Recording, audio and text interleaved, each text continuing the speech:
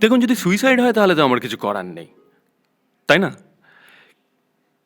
কিন্তু পোস্টমর্টমের রিপোর্ট যদি অন্য কিছু বলে সেক্ষেত্রে কিন্তু আমাকে আবার আসতে হবে। তাতে আপনাদেরই শুধু শুধু হ্যারাসমেন্ট। সেই জন্য বলছি, যদি কারোর কিছু বলার থাকে আমাকে নিঃসন্দেহে নিঃসংকোচে বলতে পারেন। তাতে আপনাদেরই হ্যারাসমেন্টটা কম হয়ই আর কি। বৌদি আমার সঙ্গে সব কথা শেয়ার করতো। আমরা একসঙ্গে শপিংয়ে যেতাম, একসঙ্গে খাওয়া দাওয়া করতাম। কতদিন রাত হয়ে গেছে একসঙ্গে সিনেমা দেখতে দেখতে, কত ভোর হয়ে গেছে গল্প করতে করতে। আচ্ছা, কি এমন হয়েছিল যে ওনাকে সুইসাইড করতে হলো?